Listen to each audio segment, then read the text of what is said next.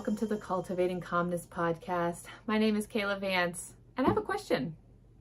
Have you ever had a friend who is struggling with their mental health, or maybe just struggling in general, and you didn't know quite how to help them?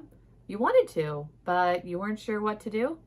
Or maybe you yourself have been in this position and you've been struggling and you haven't known how to ask for help or what to do.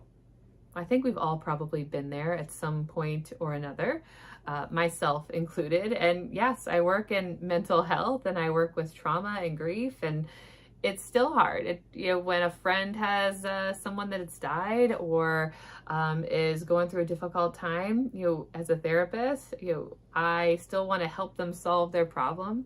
And so sometimes it's understanding that, we might not be able to solve their problem. Quote that came to mind, and I don't know where I first heard it. I actually tried to look it up and I couldn't quite find it. Maybe one of you listening might be able to tell me where you've heard it. I did find that it's a very old quote, came from many, centuries ago. And I don't remember who said it, but, the quote that comes to mind is, "A friend in need is a friend indeed." And the meaning behind that is basically that if you are a friend that can be trusted and are there to take care of somebody in their time of need, you are a true friend. So I remember hearing that, I think in the movie Anne of Green Gables. It's one of my favorite movies, but it made me think about, how do we help our friends and the people that we love and when they need us, and what can we do about it? And I am in no way perfect in this, and, should probably follow my own advice sometimes. So I realize that, we're not all perfect, and sometimes it can help to hear this from somebody else. You hear it and you hear it and you hear it, and then maybe you act on it or you do something about it. So these things that I say may seem simple, but they can feel very hard maybe in the moment. So if you have that friend, or maybe a few friends that struggle, and let's just say it's mental health, but it could be anything, they're just struggling, and you're worried about them, what do? There's many ways you can handle it. Gently is the best way. And there's a whole range of, mental health diagnoses, let's say. And, you want to handle certain ones differently than you may handle other ones, right? And if you have a good friend and they are your good friend, and they are struggling, you hopefully have an idea of what they're struggling with. And, I would encourage you, if you are this person, to tell your good friends what they can specifically do, what the warning signs are for you, to notice when you're struggling and when you need help. So for example, the first thing that came to mind is, like, if you have a friend that struggles with OCD and you've been around them and you know that certain things are difficult, you don't want to tell them, it'll be okay, that didn't happen, or those things actually are not helpful.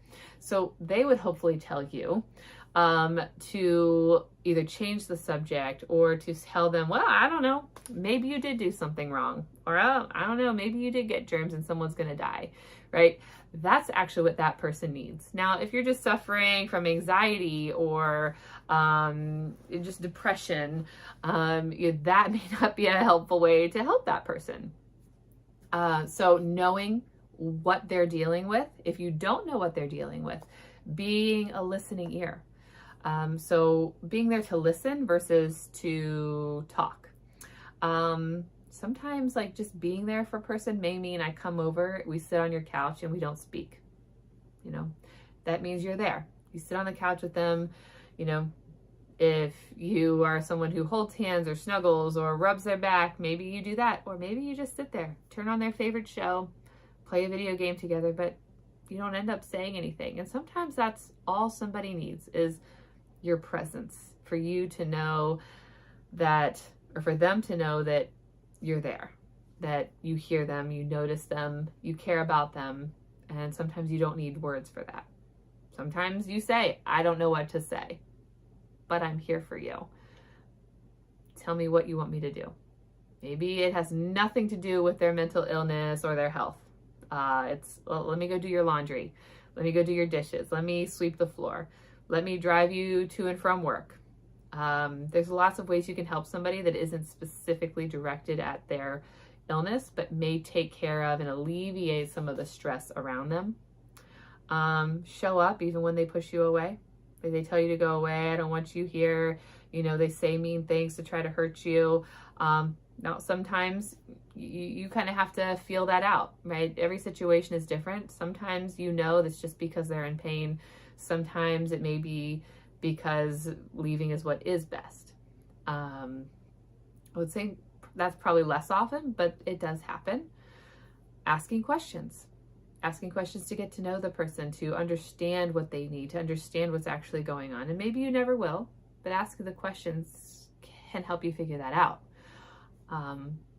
Sometimes being a good friend for someone who's suffering is to say the hard thing, to say the things that they don't want you to hear, to tell them that they need help when you think they need help, to direct them in the way that they need to be directed, to take them where they need to be taken.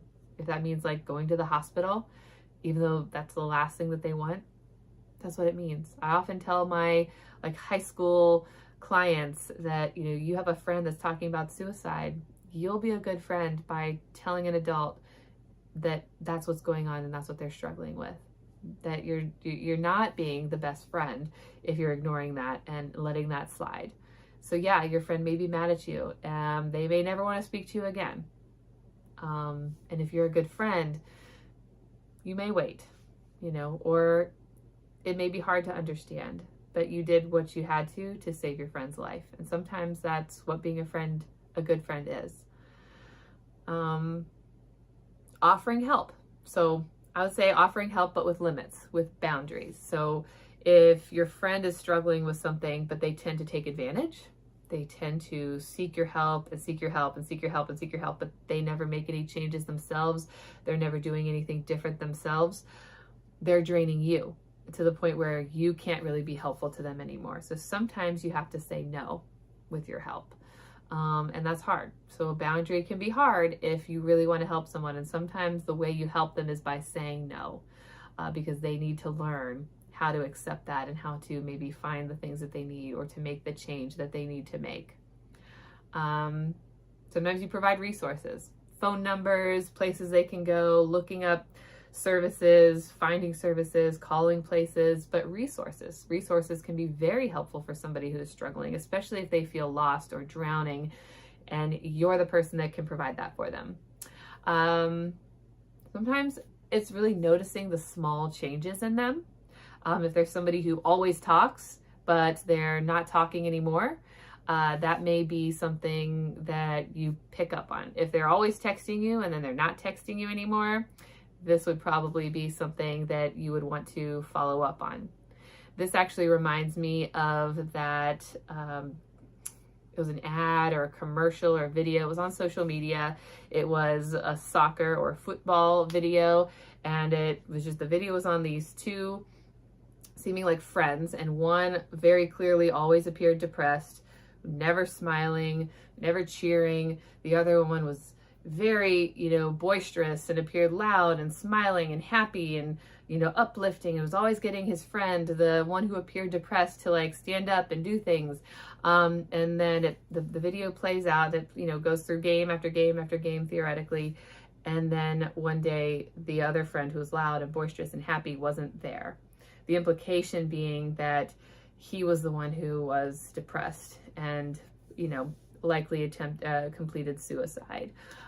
So it doesn't matter necessarily what they appear like on the outside. Do you know your friends? Do you know what they're struggling with deep down?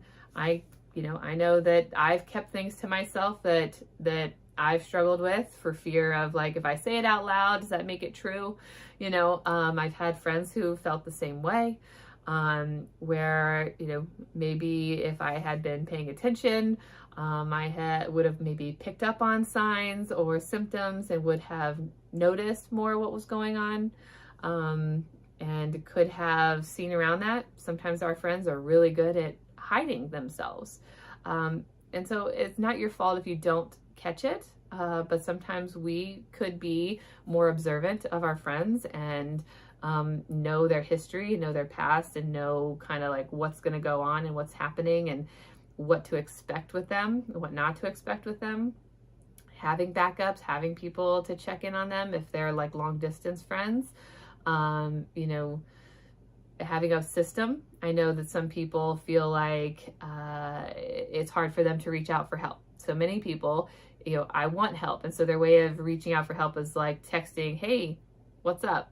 You know, and so to you, maybe that seems like it's a normal everyday question. So maybe you don't respond, maybe you do, but you don't think anything of it. But that was their way of like trying to reach out and trying to like start a conversation and hoping you would maybe say something that would then get them to say what they wanted to say.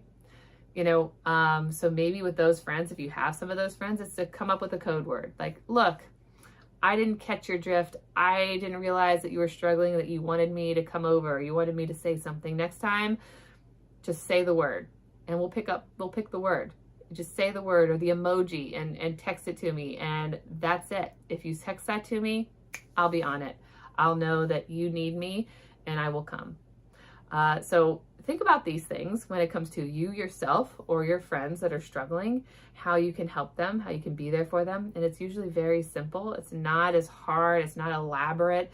They're very simple steps, but sometimes the simplest steps can be the hardest to take. Please let me know if you have any other insights you'd like to share with me or any other topics you'd like me to talk about. And until next week, I will see you again soon.